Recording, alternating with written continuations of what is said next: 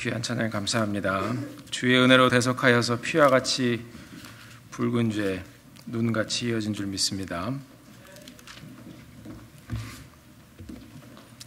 저는 어느 분이 설교 말씀에 그러시더라고요. 피와 같이 붉은 죄면 다행이라고, 연탄같이 까만 죄라고 그러더라고요. 네.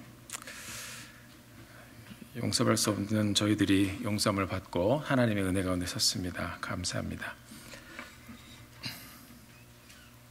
자, 우리 옆에 계신 분들하고 인사 한번 나눠보겠습니다. 오늘 인사 나누실 때, 동서남북으로 당신 때문에 살만 납니다. 이렇게 한번 인사 한번 나눠보겠습니다.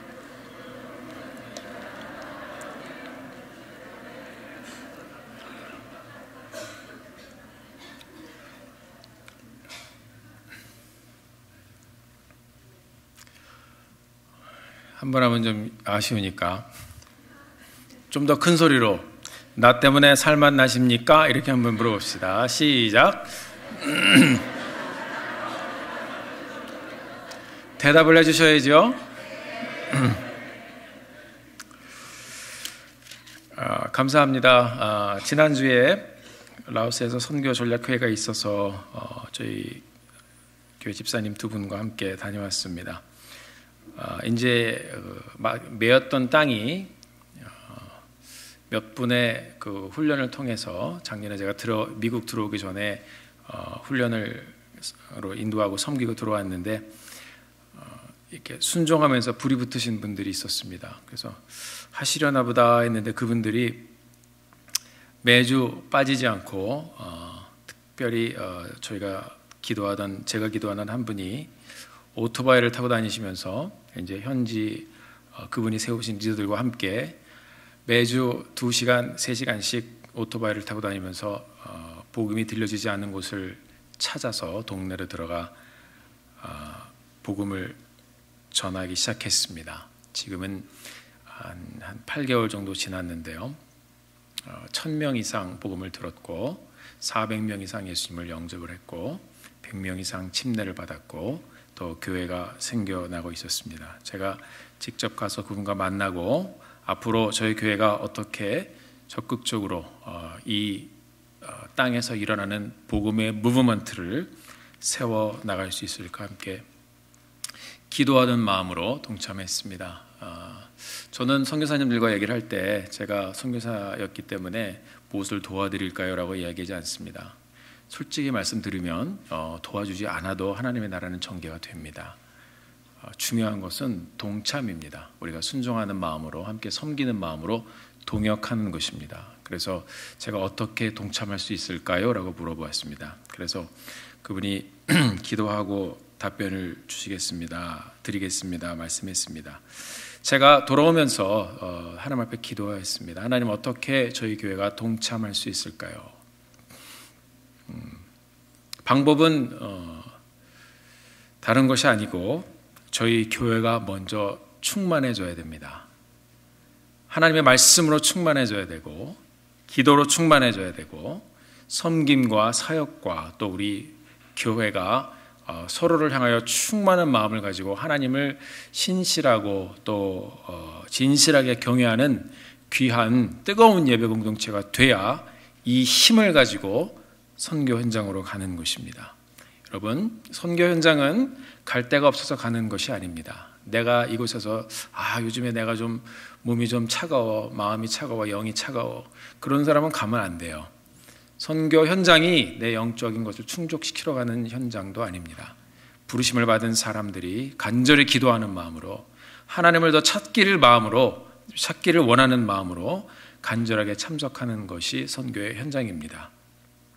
갈 데가 없어서 가는 것이 아닙니다. 제가 그래서 기도했습니다. 하나님, 저희 교회가 이 선교의 불을 이제 붙이기 시작하는데 앞으로 하나님께서 우리 교회에게 말씀하여 주시기를 원합니다. 뜨거운 사람들이 하나님 가게 하시고 뜨거운 교회가 되게 하여 주시고 말씀으로 충만한 교회가 되게 해 주셔서 이 교회가 하나님의 영을 품고 또 복음이 전해지지 않은 곳에 불을 붙여가는 교회가 되게 하여 주시기를 원합니다. 제가 그렇게 기도하고 있습니다. 사도행전을 보면 1장에서 성령이 기도하는 사람들에게 임했습니다. 성령 충만히 임하였을 때 그들이 뛰쳐나갔습니다. 앞으로 저희 교회에서 이 단기 선교를 위해서 또 리크루트를 할 때 여러분 기도하십시오. 마음에 조금이라도 소망이 있으면 금식하고도 기도하시고 또 묵상하고 기도하시고 하나님께서 그 마음에 영혼의 사모함을 주시고 또 여러분들이 마음속에 하나님의 뜨거움을 주셨을 때 그 불을 가지고 나가야 되는 것입니다. 그래서 그런 귀한 선교 사역에 동참해 주시기를 바랍니다. 그 뜨거운 열정과 또 말씀으로 움직여가는 교회가 되도록 기도합니다. 무엇보다 제가 지금 말씀드린 것처럼 충만한 교회, 하나님 사랑하는 교회, 그리고 서로 섬기는 교회, 그 교회의 모습이 선교제에도 그대로 전달이 되는 것입니다. 여러분 계속해서 기도해 주시고 또 주님의 복된 사역에 계속해서 동참해 주시길 바랍니다. 중요한 것은 무엇인가 하면 선교지를 놓고 기도하지만 저희 교회가 더 잘 돼야 돼요. 저희 교회가 더 든든하게 서야 돼요. 저희 교회가 먼저 건강하게 서야 선교 사역에 설 수 있는 것입니다. 그래서 저는 저희 교회를 위해서 더 집중하고 더 기도할 것입니다. 우리 교회가 함께 아름답게 서가는 든든한 교회가 될 수 있도록 함께 기도해 주시기를 부탁드립니다. 또 우리가 또 함께 섬기고 기대하고 했던 우리 고 이수도 집사님 지난주 화요일 하나님 품에 가셨습니다. 함께 기도해 드리기를 바랍니다. 주님께서 계속해서 유가족 위에 함께 해주시고 주님께서 우리 교회를 통하여 또 위로받고 함께 또 슬픔에 동참해 주시기를 바랍니다. 또 우리가 수술 회복을 위해서 함께 기도해 줬던 우리 에린 형제님이 나오셨는데요. 잠깐 일어나 주실까요? 네, 우리 신년 초에도 계속 함께 기도했는데 같이 이제 걸을 수 있게 되었고 하나님께서 치유해 주셨습니다. 우리 환영의 박수 한번 쳐드리시죠. 네.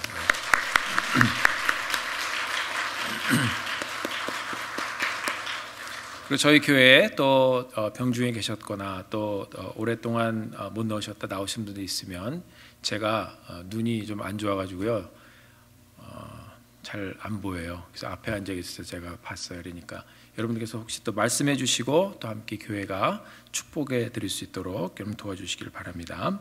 잠깐 기도하시겠습니다.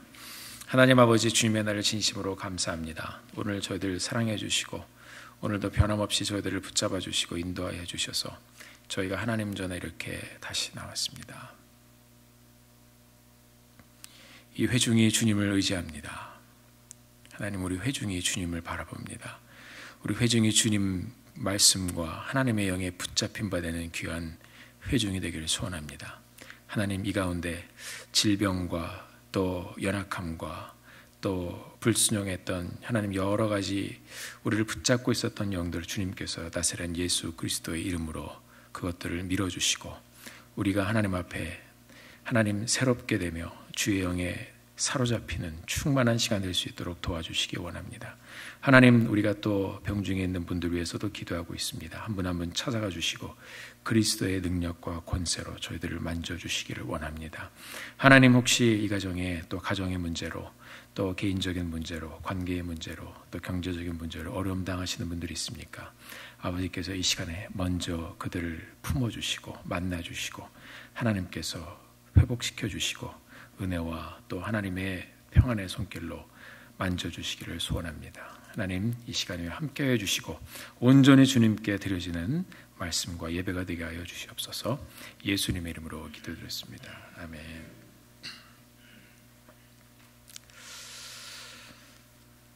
여러분 제가 만약에 지금 사랑이란 단어를 딱 던지면 여러분 마음속에 어떤 생각이 드나요? 사랑. 별로 감동이 없으세요? 만약에 제가 한 글자를 더 붙여서 첫사랑.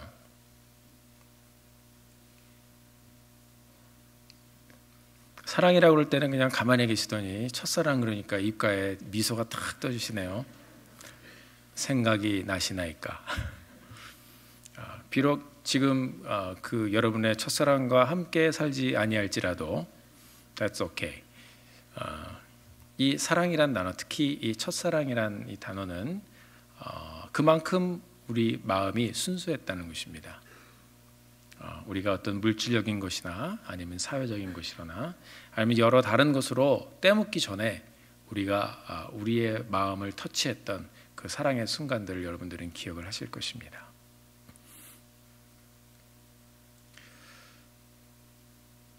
하나님을 처음 여러분들이 만나셨을 때 여러분 기억하시나요? 제가 굳이 그것을 끄집어내려고 말씀드리는 것이 아닙니다. 우리는요 굉장히 쉽게 잊어버립니다. 은혜도 잊어버리고 또 사랑도 잊어버리고 나눔도 잊어버리고 얼마나 잘 잊어버리는지 몰라요. 저도 가만히 앉아서 저와 함께 만났던 많은 분들을 생각하면 그냥 그 감탄이 절로 나옵니다. 와, 많은 사람들이 저의 인생에 지나갔어요. 그분의 터치, 그분들의 베푸심, 그분들의 사랑, 그분들의 품으심이 아니었으면 저 같은 사람이 여기 있을 수 있겠는가 하는 생각을 해봅니다. 동시에 또 한 번 와우, 잘도 잊어버리고 살았습니다. 그런 것들을 생각하면 정말 감추고 싶은 저의 모습인데 잊어버리니까 사람이 교만해지고요. 또 잊어버리니까 사람이 뻔뻔해집니다. 사랑, 우리 삶 가운데 있었던 많은 만남과 나눔과 그런 깊은 관계 가운데 있었던 사랑, 우리들은 잊어버립니다. 특히 이 예수님의 시대에 있었던 그 헬라 사람들, 이 사람들은 굉장히 분석적이고 철학적으로 굉장히 뛰어난 사람들이었습니다. 이 사랑이란 단어 하나도 그냥 표현하지 않고 전부 다 그것을 새로운 언어를 만들어내서 사랑이라는 단어를 표현합니다. 아가페, 잘 알죠? 조건 없는 사랑을 이야기합니다. 필레오의 사랑, 친구 간의 프렌드십입니다. 에로스, 이성 간의 사랑입니다. 스토르게, 가족 간의 사랑이라는 또 단어가 또 있어요. 또 다른 차원의 사랑이죠. 에피투미아라는 사랑이 있습니다. 이것은 육체적인 사랑을 말합니다. 우리가 지금 경험하는 사랑의 단어들을 보면 어떤지 모르겠습니다. 서로 간의 관계가 신앙과 믿음 안에서 서로 존중하고 대등하게 나누는 인격적이고 아름다운 관계인지 아니면 뭔가를 좀 얻기 위해서 생존을 위해서 맺는 그런 관계들도 있을 것이고 한 번쯤 우리가 이런 관계의 형성을 생각을 해보면 우리들의 부족함을 저희들이 또 찾아볼 수 있을 것입니다. 아무리 사람을 혹하는 말로 또 달달한 말로 귀에 그렇게 좋은 말을 해도 그 마음에 진실이 없음을 나중에 우리가 찾아내게 되면 그 대상이 누구이든지 간에 어떤 드라마의 표현을 부르면 기분이 더럽다 이렇게 얘기합니다. 그것은 어쩌면 여러분도 경험을 해보셨을지 모르겠습니다. 사람의 관계도 그런데요. 하나님과의 관계를 보면 노상 우리는 하나님 앞에 간구하면서 달라고 하는 기도를 많이 합니다. 하나님께서는 한두 사람도 아니고 이 지구상에 있는 모든 하나님의 사람들이 달라고 간구를 하실 때 어떤 마음을 가지고 물론 그 하나님의 전능하심이 1대1로 다 우리들을 만나주시지만 과연 우리들의 모습에 어떤 생각으로 또 이렇게 우리를 마음으로 대면을 하실까? 우리가 하나님의 사랑을 생각을 해보면요 솔직히 상상이 잘 되지 않는 그런 단어입니다. 여러분 사랑이라는 그 단어 때문에 감동을 받아보신 적이 언제인가요? 우리는 이 자리에 있는 것이 주님의 사랑에 우리가 은혜를 입어서 하나님의 사람으로 저희들이 이 자리에 구원받은 사람으로 앉아 있습니다. 그리고 이 자리에 혹시 아직 예수님을 영접하지 못한 분도 있을 것입니다. 혹시 오래전에 또 여러분들 크리스마스 어렸을 때 또 여러분들이 맞았던 성탄절 여러분 혹시 생각나시나요? 저는 어려서 우리 부모님 따라서 새벽송을 돌았던 생각이 나는데요. 그때 또 하필이면 24일 날 새벽송을 돌 때 하늘에서 눈이 내렸습니다. 그래서 저는 그 단어도 몰랐는데 이게 화이트 크리스마스란다. 그래서 눈이 오면 화이트 크리스마스구나. 근데 이 어렸을 때 그 마음에요. 이 동심의 세계 뭐 눈을 뽀드득 밟고 다니면서 이 새벽송을 돌았던 그 생각이 났습니다. 참 아름다웠습니다. 예수님이 이렇게 추운데 오셨구나. 어렸을 땐 그렇게 생각했습니다. 그래서 그게 굉장히 감사했어요. 근데 동남아지역에 보니까 예수님이 뜨뜻한데 더운데 이렇게 더운데 오셨구나 라고 생각을 할 수도 있겠더라고요. 자, 성탄절 그렇게 아름답게 그 이후에 간절한 마음으로 눈이 또 한번 왔으면, 예수님이 그렇게 또 조용히 오셨으면, 또 아주 돌아오셨으면, 그런 마음을 가지고 접했던 그런 크리스마스인데 바쁘다 보니까요, 요즘 같은 때는요 성탄절이 그냥 휙 지나가 버리지 않나요? 여러분은 어떤지 모르겠어요. 저도 정신없이 성탄절이 지나갔습니다. 부활절은 또 어떻습니까? 이제 저희가 사순절을 지내고 있는데, 부활절을 여러분 또 생각을 해보시면 부활절은 또 어떻게 여러분에게 다가오십니까? 우리 기억 속에 감동적인 부활절이 과연 있었는가? 오늘 본문의 말씀은 우리가 잘 아는 돌아온 탕자에 대한 이야기입니다.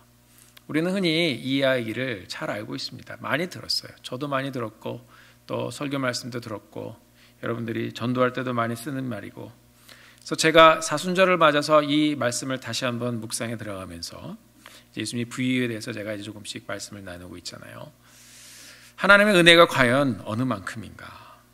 세상적으로 보면 과연 이 하나님의 사랑에 대한 또 회개의 메시지, 또 돌아온 이 탕자에 대한 메시지가 무엇을 말하고 있는가? 우리가 흔히 알면 회개하고 돌아오는 탕자와 용서하시는 아버지라고 생각을 합니다. 일반적으로 저도 여러분과 비슷한 생각을 가지고 있었는데, 이 탕자의 스토리에 대해서 조금 더 다른 시각을 가지고 접근해 보면서, 이것은 단순한 떠나간 아들이 또 방탕한 생활하다 돌아오는 그런 단순한 스토리가 아니라 뻔뻔한 아들이다 하는 생각이 들었습니다. 그리고 아들이 뻔뻔해지면 뻔뻔해질수록 아버지의 놀라운 사랑이 여기에 계속해서 보여지는 것을 발견하게 되었습니다. 우리는 하나님의 은혜 받은, 용서받은 사람들이라고 하지만 그 말이 맞아요. 그러나 우리 자신을 보면 신앙생활에 있어서 믿음 생활이나 헌금 생활이나 가정 생활이나 여러 가지 것들을 볼 때 참 답답하고 또 부족한 모습으로 나이에 관계없이, 성숙의 이 깊이에 관계없이 늘 부족한 모습으로 서 있는 우리 자신의 모습을 발견할 수 있습니다. 오늘 말씀을 통해서 본문의 두 아들을 보면서 부족한 우리의 모습을 먼저 발견해가며 주님 앞에 나가기를 원합니다. 오늘 본문을 배경으로 보면 예수님께서 종교 지도자들과 15장 맨 앞에 나와 있습니다. 모든 세례와 죄인들이 말씀을 들으러 가까이 나오니 바리새인과 서기관들이 원망하여 가로되 이 사람들이 주인임을 영접하고 음식을 같이 먹는다 하고 예수님을 욕할 때 주님께서 들려주셨던 얘기입니다. 그러니까 죄인들이 있었어요. 세리들이 거기 있었고요. 그 다음에 다른 죄인들이 있었고, 그리고 종교 지도자들이 와서 왜 저 더러운 사람들하고 밥을 먹냐고 예수님한테 뭐라고 얘기하는 거죠. 자, 여기 이제 이런 종류의 사람들이 나와 있는데요. 여기 보면은 특히 바리새인들은 단어들을 구별해서 자신들을 호칭했습니다. 어떻게 호칭했냐 하면 율법을 잘 지키고 사는 자기들, 바리새인들과 그 다음에 종교 지도자들, 그 다음에 프리스트들, 이런 사람들을 하나의 파로 만들어서 바리새인들은 바리새파로 불렀고, 또 다른 종교지도까지 함께 딱 묶여서 종교 클럽을 만들었습니다. 그리고 스스로를 칭하는 말을 썼습니다. 그 단어가 무엇이냐면 하브림입니다. 하브림이란 말은 무슨 말인가 하면 동반자라는 말입니다. 하브림, 동반자. 그리고 나서 그 외의 사람들, 그들이 죄인이라고 여기는 세리들, 창기들, 그리고 별 볼 일 없는 많은 사람들을 갖추고선 이 사람들을 향해서 암하레츠라는 말을 썼습니다. 이 암하레츠란 말은 땅의 사람들이란 말입니다. 자기는 하브림, 종교적인 리더십을 가지고 스스로를 영적으로 생각했던 사람들이 우리는 모두 다 격이 다른 동반자다 이렇게 얘기를 했습니다. 그리고 나머지 사람들은 암하레츠, 땅의 사람들이라고 표현을 했습니다. 그렇게 해서 격을 지고 살았으니까 예수님이 말은 말을 하는 것 같고 바른 생각을 가지고 바른 말씀을 전하는 선지자 같은데 항상 죄인들만 찾아가십니다. 그 모습을 보면서 이들이 예수님을 향하여 욕을 했습니다.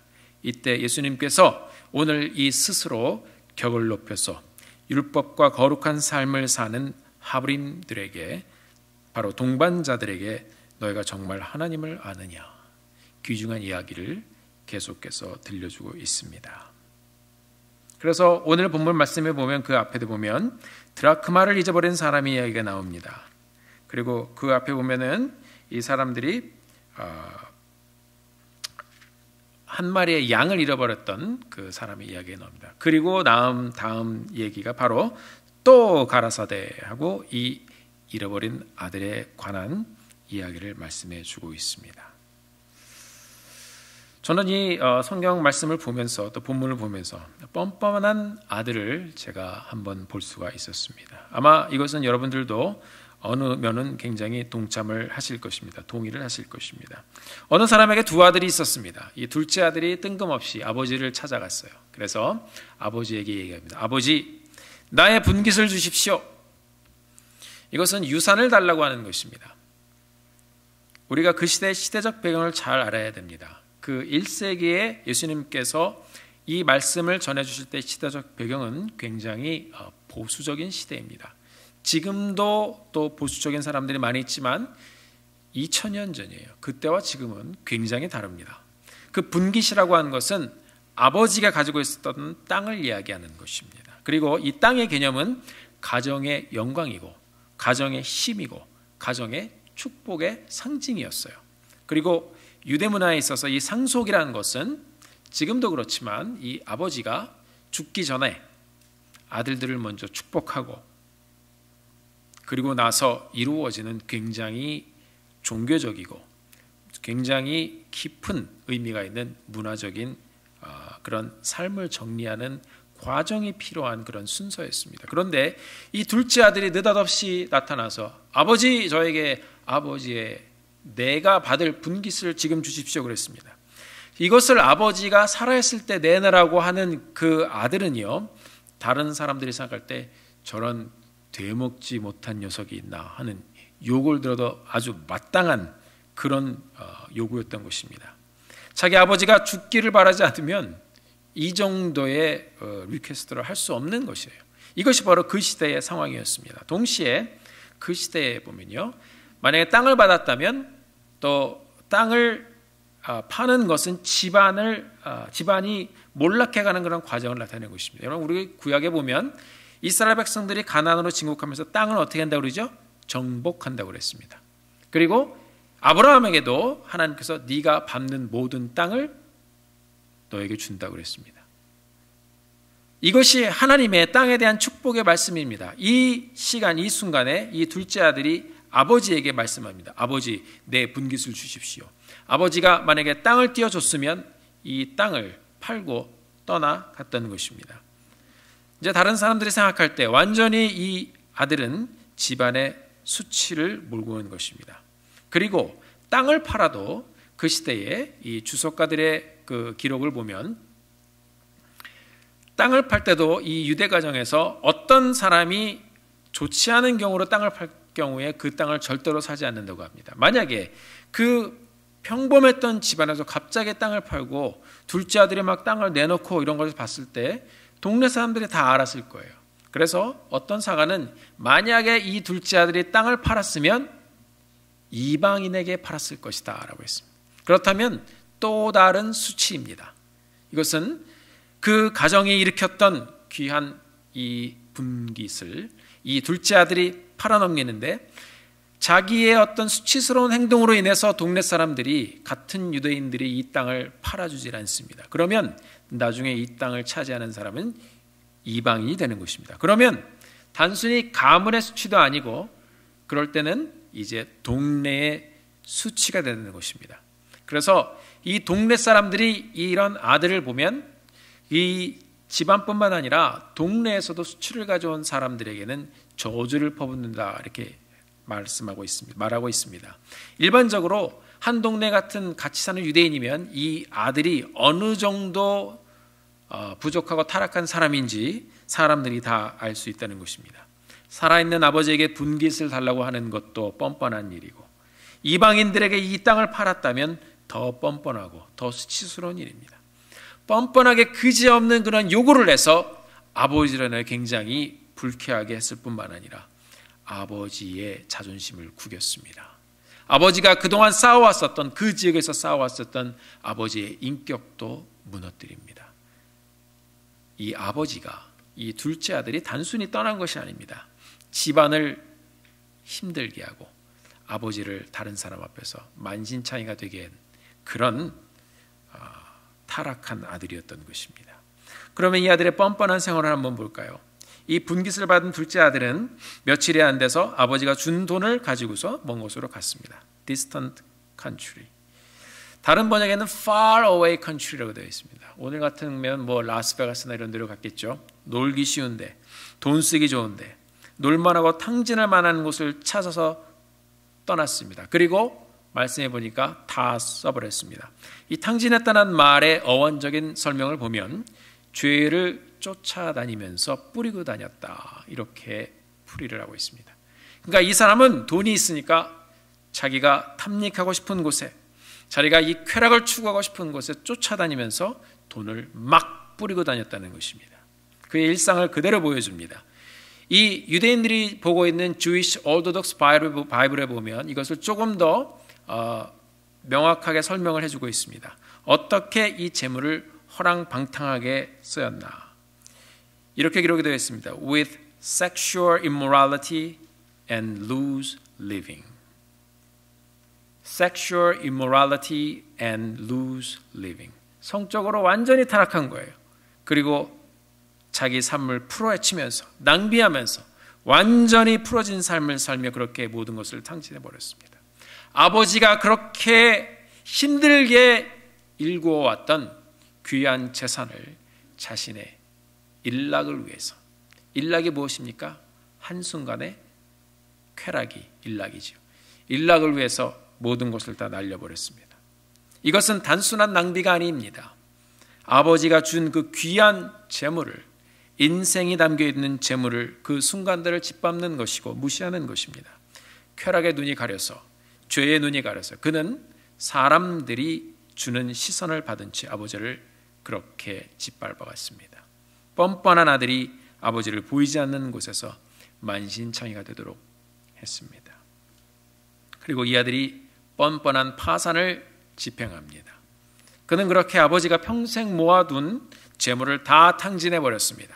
그리고 돼지를 치는 사람이 됐다고 이렇게 얘기하고 있습니다. 여기 보니까 이 사람이 돼지를 치는데, 이 사람이 13절에 보니까 둘째 아들이 재물을 다 모아가지고 먼 나라에 가서 허랑방탕하여 재산을 다 허비하더니 14절에 다 없이 한 후에 그 나라에 크게 흉년이 들어 저가 비로소 궁핍한지라. 이제 아무것도 없던 거예요. 15절에 보니까 가서 그 나라 백성 중 하나에 붙여 살았다고 그랬습니다. 그러니까 이제 다른 사람의 겨우 붙어서 입에 풀칠이나 하고 살았던 것입니다. 그런데 오늘 본문에 보니까 돼지를 쳤다 이렇게 표현하고 있습니다. 그냥 자기가 이렇게 결정해서 제일 천한 일 같은 그런 돼지를 치는 일을 했다고 생각하십니까? 아닙니다. 이 고대 근동 지방에 지금의 그 미들 이스트런 지방인데요. 여기에는 그 시대에도 지금도 또 진행되고 있는 문화 중에 하나라고 합니다. 이 사람들은 사람들을 하혈한 다음에 마음에 안 들면 그냥 너는 fire. 이것은 이제 헬라적인 거예요. 우리 미국에서도 말 안 들으면 뭐 법적으로 해서 너는 fire 탁 잘라버리잖아요. 근데 이 시대에 이 사람들의 문화는 단계적으로 사람을 쫓아낸다고 합니다. 그것은 무엇이냐 하면 이 아들이 이제 돈을 다 써버렸어요. 그리고 나서 먹을 게 없으니까 배가 고프고 그래서 굶주리기 시작하니까 사람을 찾아가서 일을 찾아봅니다. 일자리를 찾아봅니다. 처음에는 뭐 조금 놀고 그랬으니까 좀 반질반질하게 생겼으니까 사람이 보고 무슨 일을 시켰을지도 모르겠어요. 자, 이 시대의 사람들은 사람을 내쫓을 때 그냥 딱 잘라서 내쫓는 것이 아니라 단계적으로 이 사람이 싫어하는 일, 이 사람이 종교적이나 율법적이나 문화적으로 더럽다고 생각하는 일, 만지기 싫어하는 일, 이런 것들을 하나하나 그 사람한테 넘겨주면서 자기 스스로 떠나가게 만든다고 합니다. 이 아들은 처음에 누가 돼지 치는 일을 처음부터 하고 싶었겠습니까? 아마 다른 일을 했었을 것입니다. 이 시대의 문화적인 그 형태를 보면 이 주인이 이 아들이 유대인인 것을 알았습니다. 그리고 그렇게 아버지 돈을 가지고 펑펑 쓰고 놀던 사람이 하루아침에 좋은 일꾼이 돼서 어디 집에 가서 일하겠습니까? 시켜보니까 별별 없는 사람인 걸 알았고, 시켜보니까 아무것도 없는 놈인 걸 알았어요. 시켜보니까 일도 제대로 못하고, 시켜보니까 우리 집에 둘 그런 인물이 아니라는 것을 알았습니다. 그래서 이 사람에게 마지막으로 맡겨진 일이 유대인이구나, 배가 고프구나, 그러면 율법적으로 제일 부정한 짐승 중에 하나라고 여기고 있는 돼지를 치게 하자. 그리고 먹을 것을 주지 말자 하고선 돼지 우루를 집어쳐 넣어버렸습니다. 이 사람이 부정한 짐승과 함께 지냅니다. 그리고 그가 이것으로 인하여 고통스러워합니다. 그리고 배가 고팠습니다. 그렇게 스스로 떠나갈 작정을 하게 되는 것입니다. 그렇습니다. 그는 수치를 당했습니다. 그 아들에게 생명을 준 그의 아버지, 그 아버지도 수치를 당하게 한 것입니다. 우리 그런 말 듣잖아요. 네가 가문을 더럽혔다. 분명히 상관이 없는 일이지만 가문의 한 사람으로서, 또 특히 굉장히 유교적인 지방 같은 경우면 그 한 사람의 그런 엄청난 이렇게 치명적인 죄로 인해서 이 가문을 더럽혔다고 막 죽여버리기도 하고 막 그렇습니다. 그렇지 않나요? 사랑하는 성도 여러분, 이 둘째 아들이 그렇게 돼지 우리간에서 자기의 삶을 돌아봅니다. 근데 이 아들이 다른 일을 찾아보는 것이 아니라 집으로 돌아가자, 집으로 돌아갈 것을 결정합니다. 저는 말씀을 묵상하면서 참 이 사람이 뻔뻔해도 보통 뻔뻔한 사람이 아니다 하는 생각을 해봤습니다. 적어도 그 정도 재산을 가지고 나왔으면 자기가 어떻게 해서든지 해서 거지 꼴로는 돌아가지 말아야죠. 그런데 이 아들은 이제 아버지께 그렇게 돌아가기로 결정을 합니다. 뻔뻔한 귀향의 순간을 한번 보겠습니다.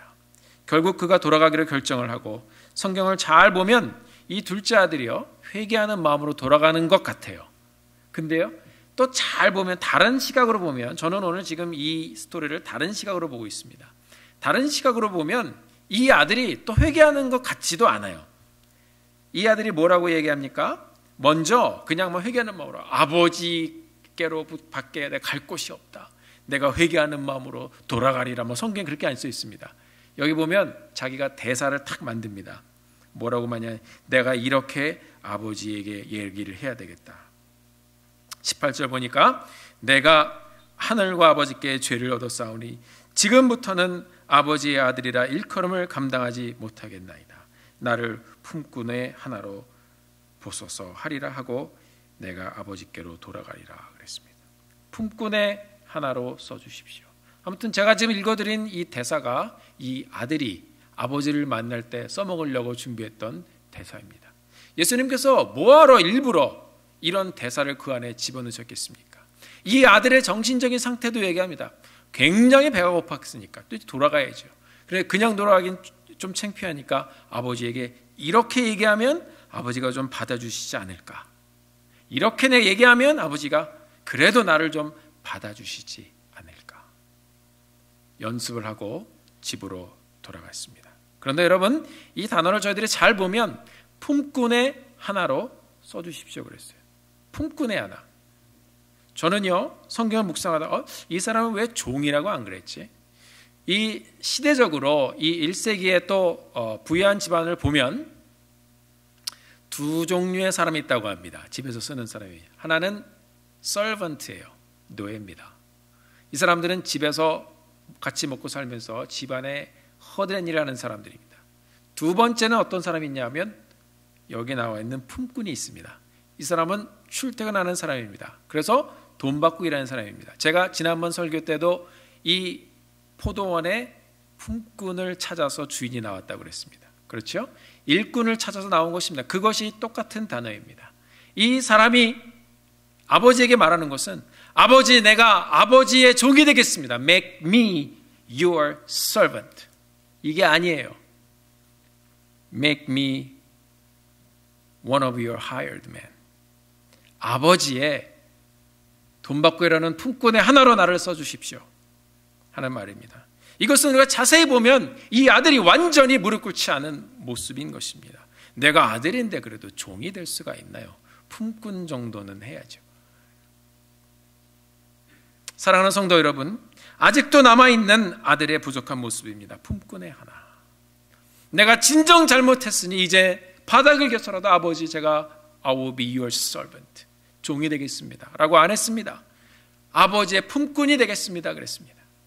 이것은 규향도 진정한 회개의 규향인가 한번 생각해 볼 필요가 있습니다. 정말 갈 데가 없어서, 배가 고파서 다른 곳에 비리고 살 데가 없어서 돌아가는 겁니다. 뻔뻔한 아들인 것 같아요. 그렇게 아들은 배가 고파 힘없이 집으로 돌아갑니다. 과연 이 스토리에서 만신창이가 된 그 주인이 둘째 아들일까요? 그렇게 아들이 돌아옵니다. 그 시대는 사람들이 모여 살았습니다. 동네가 있었어요. 그리고 동네에 들어가는 입구가 있습니다. 그러면 항상 그것이 전략적으로 동네를 그렇게 지었다고 합니다. 어떤 침입이 있거나 아니면 누가 오거나 하면 동네 사람들이 다 같이 저만쳐서 일단 본다고 합니다. 그럼 먼저 그 사람을 보고 이상한 사람이 오면 다 같이 준비하고 또 괜찮은 사람이 오면 다 같이 맞고, 이런 것이 그 동네가 함께 사는 풍습이었다고 합니다. 마을로 들어가고 나가는 길이 하나가 있었다는 것이죠. 이 동네에서 이 아들은 유명해졌습니다. 아버지가 살아있을 때 재산을 달라고 졸라서 나간 그런 아들. 아버지는 구겨졌습니다. 그 형도 아버지 옆에서 아버지 옆에서 도와서 그렇게 살고 있었습니다. 자라 거기로 이 아들이 옵니다. 거지 하나가 동네로 저 동네 입구부터 들어오기 시작합니다. 아마 누군가가 그 아들을 보았으면, 야, 저놈 봐라, 저놈 봐라. 지난번에 아버지한테 돈 달라고 그래서 저렇게 의기양양하게 이상한 사람한테 땅 팔고 가더니 거지가 돼서 왔다. 그래서 이렇게 얘기한다고 만약에 한다면 욕먹고 사람들이 다 나와서 손가락질하고, 여러분 안 그랬을 것 같아요. 오늘 본문에 보니까 아버지가 기다리고 있었습니다. 재산을 달라고 했던 그 아들, 그 둘째 아들을 누구보다도 더 잘 알고 있었던 사람은 바로 그 아버지였습니다. 이 아들이 하는 행동이나 이 모든 것을 보면 얘는 분명히 돌아올 것 같은데, 그게 아버지의 마음이에요. 근데 언제 돌아올지를 모르는 거예요.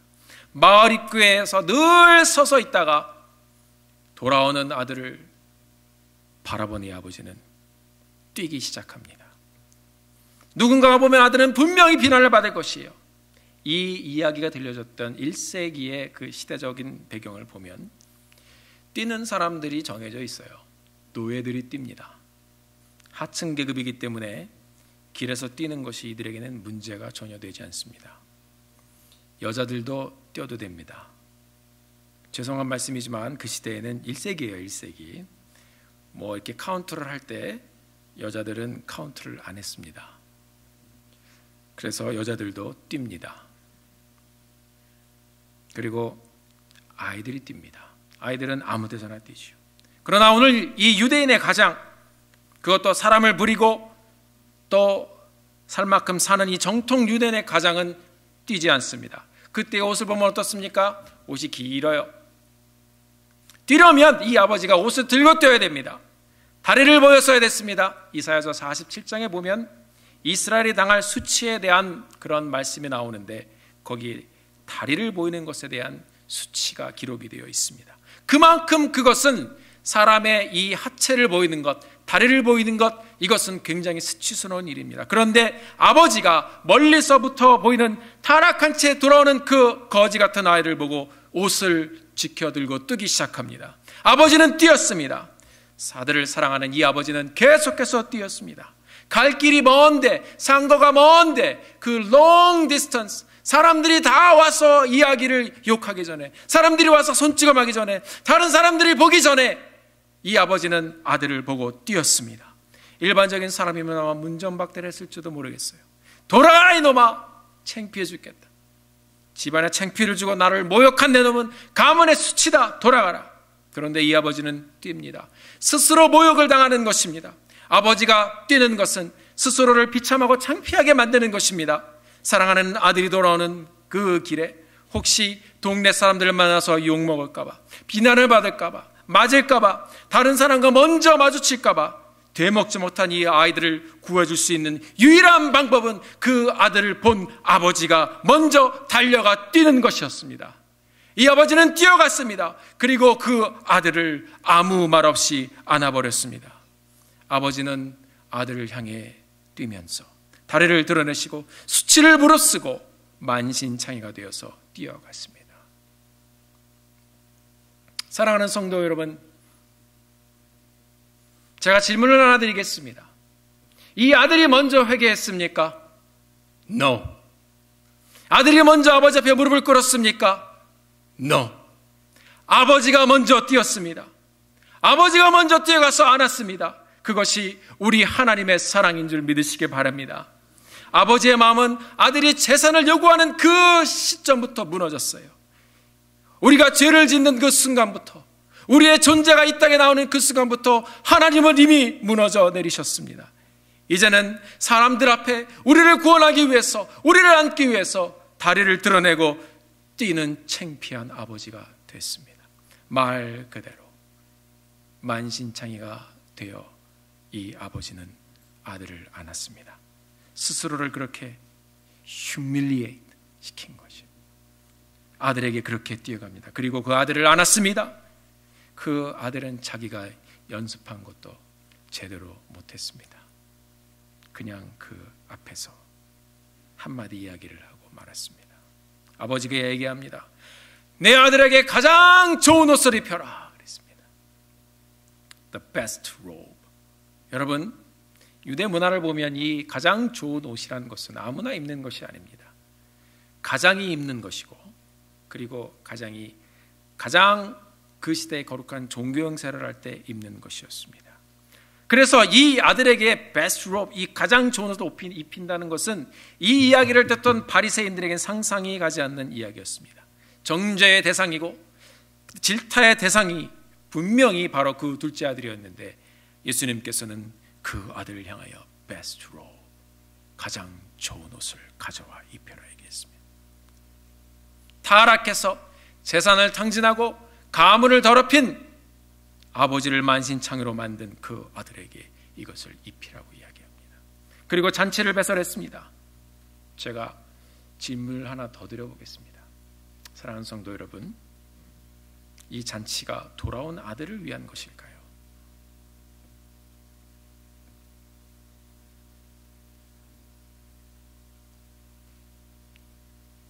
제 생각에는 아닌 것 같아요. 우리는 자칫 실수하면 우리가 은혜를 받아야 되고, 우리가 오늘 예배를 통해서 은혜 받았습니다, 그런 얘기도 종종 하죠. 우리한테 좀 이게 맞아야 되고요. 그게 우리의 한계예요. 이 아버지는요, 아버지가 기쁜 것으로 인하여 잔치를 베푼 것입니다. 우리는 부족한 우리들의 모습을 늘 드러냅니다. 우리는 죄인이에요. 아무 말할 수 없는 그런 죄인들이었어요. 그런데 이 하나님 앞에 와서 무엇을 더 구하겠습니까? 우리가 신앙생활이라고 늘 얘기하는 것들도 보면, 솔직히 우리가 하나님과 대면해서 우리의 모습을 보면 우리는 입 다물고 있는 게 가장 안전하고 좋은 방법입니다. 이 잔치는 아들을 위한 것일까요? 아닌 것 같아요. 이 잔치는 아버지 자신을 위한 것이었어요. 아버지가 기뻐서 이 잔치를 열었어요. 아버지가 기뻐서 이 아들에게 베스트 로브, 가장 좋은 옷을 입혀버리셨어요. 살찐소를 잡았으니까 동네 사람들이 다 왔겠죠. 여러분 보세요. 오늘 이 15장에 나와 있는 길 잃은 양을 찾았던 그 사람, 한 마리 양 찾고 잔치를 벌였습니다. 양 때문에 잔치를 벌였습니까? No. 드라크마를 잃어버렸던 사람, 이 사람이 그것을 잡고선 사람 불러서 밥 먹자 그랬습니다. 그까지 동전 하나 갖고선 다 같이 이걸 축하한다고, 다른 것도 돈이 있는데 그거 갖고선 잔치를 벌였겠습니까? No. 잃어버린 양 한 마리를 찾은 것이 기쁜 거예요. 자기가 찾기를 원했던 것을 찾은 것이 기쁜 거예요. 그 용서의 그 하나님의 은혜가 그런 것이에요. 아들이 왔기 때문에 아들을 위해서 잔치를 벌인 게 아니라는 것이에요. 그것은 하나님이, 내가 사랑하는 아들이 돌아온 그 자체를 가지고 하나님이 기쁘셔서 잔치상을 배설하신 것이에요. 여러분, 우리가 지난번에 설교대가 말씀드리지 않았습니까? 그 주인이 잔치를 벌였을 때 절름발이, 소경, 병신 같은 사람들 다 왔습니다. 그 사람들을 위해서 잔치를 벌였습니까? No. 그것은 주인이, 아버지 하나님께서 당신이 기쁘셔서 우리 같은 죄인들이 돌아온 것이 너무나도 기뻐서 잔치를 배설하신 것입니다. 하나님 아버지께서 오늘 이 자리에 우리를 위해서 이 콩코드 아닌 침례 교회에서 귀한 잔치를 배설해 주셨어요. 여러분을 위한 것인가요? 우리는 그렇게 생각할 수 있어요. 오늘 예배가 어땠어요? 하나님께서는 아마 그거 별로 신경 안 쓰실 거예요. 이 잔치는, 예배의 드림의 풍성한 잔치는 하나님을 위한 것입니다. 우리 같은 사람이 이런 예배 자리에 올 수 없는데, 말씀을 볼 수도 없었던 그런 죄인이었는데 우리 같은 사람을 불러주셔서 우리가 이 자리에 청함받아 온 것이 은혜고 감사한 것입니다. 그것 때문에 우리가 하나님을 찬양하는 것입니다. 여러분, 그렇습니까? 큰아들은 어떻습니까? 아버지를 구겨드리고 마음 아프게 하는 것은 이 큰아들도 마찬가지예요. 둘째 아들은 보이게 그랬지요. 큰아들은 이날 일을 하고선 집에 돌아와 보니까 아주 난리가 났어. 집에서 이게 웬일이야. 둘째 아들 나간 다음에 이런 일이 없었는데 아버지가 마음을 다시 잡으셨나. 그런데 와서 자초지종을 들어보니까 이 큰아들이 마음에 분노가 솟아나기 시작합니다. 아니, 나를 위해서는 이런 일이 없었는데 아버지, 이게 무슨 일입니까? 그리고 이 큰아들이 이야기합니다. 한 종을 불러 무슨 일인가 물은데 대답하되 27절 당신의 동생이 돌아왔음에 당신의 아버지가 그의 건강한 몸을 다시 받으리게 됨을 인하여 살찐 송아지를 잡았나이다. 살찐 송아지를 잡았으니까요, 동네 사람은 다 먹을 수 있어요. 이때 28절에 보니까 저가 노하여 들어가 그 안에서 노했어요. 그 다음에 들어가기를 즐겨 아니했다고 그랬습니다. 그러니까 이 큰아들의 리스폰드는 화를 냈습니다. 그리고 그 안에 안 들어갔어요. 저런 놈이 들어왔는데 내가 안 들어간다. 아버지는 왜 나를 이렇게 트리트하느냐. 둘째 아들은 저렇게 다 탕진하고 왔는데 소리를 잡아주고 나는 아무것도 안 해주고, 그렇게 막 이 큰아들이 아버지 옆에 화를 냈습니다. 여러분, 아버지의 마음을 이해하지 못하는 큰아들입니다. 아버지가 그냥 아들이 돌아온 것 그 자체로 기뻐서 아버지의 마음을 표현할 길이 없어서 잔치를 배설했는데 이 큰아들은 그것을 보지 못하고 둘째 아들을 봅니다. 이 큰아들 역시 이 시대의 바리새인들이 아닐까요? 그래도 율법 좀 지키고, 그래도 기도 좀 하고, 봉사도 좀 하고, 구제도 좀 하고, 성전에 나와서 많이 일도 했던 그 사람들이 아닌가요? 이 사람들에게 주님께서 말씀하십니다. 아버지께서 이 큰아들을 향하여 너도 들어와라. 그런데 안 들어갔어요. 이것이 바로 아버지가 느낀 상처라는 것이에요. 여러분, 혹시 우리는 큰아들의 모습으로 이 자리에 앉아있지는 않습니까? 내가 남보다 좀 난데, 나는 저러지는 않는데, 그러나 큰아들이나 둘째 아들이나 아버지의 마음을 못 알아준 건 똑같습니다. 그리고 아버지의 마음에 상처를 준 것도 똑같습니다. 이야기는 돌아온 탕자 그 이야기가 아닙니다. 두 탕자의 이야기인 것입니다. 예수님께서는 이 바리새인들에게 세리와 창녀와 같은 탕자에 대해서 이야기하는 것 같았어요, 처음에는. 그러나 첫째 아들을 등장시키시면서 이 사람이 바로 너희다 얘기하고 있는 것입니다. 이 자리에 있는 모든 사람들이 둘로 분류한다면 여러분과 제가 둘 중에 하나겠죠. 첫째 아들이든지 아니면 둘째 아들이든지. 여러 해 동안 아버지를 섬겼다가 첫째 아들이 얘기합니다. 아버지를 위해서 일을 했다고 얘기합니다. 실은 그것도 아니에요. 여러분, 12절에 보면 아버지께서는 분복을 나눠서 그 살림을 각각 나눠줬다고 그랬습니다. 그러니까 자기는 자기 것 받았어요, 벌써. 공평한 아버지입니다. 그런데 여기서는 딴 말을 합니다. 사랑하는 성도 여러분, 죄인들을 용서하시는 하나님을 보지 못하고 죄인들을 정죄하는 바리새인들의 모습으로 어쩌면 이 큰아들을 바라보면서 우리의 모습을 발견해 보지 않으시겠습니까? 우리는 하나님을 안다고 합니다. 제가 말씀을 보면서 저는 제 자신을 계속해서 비춰보았습니다. 저의 결론은 아직도 저도 하나님을 잘 모르겠어요. 하나님께서 나 같은 죄인을 불러주시고 나 같은 죄인을 살려주신 것은 분명한데, 그 하나님께서 만신창이가 되어서 우리에게 뛰어오는 그런 모습을 저는 생각을 많이 못했었습니다.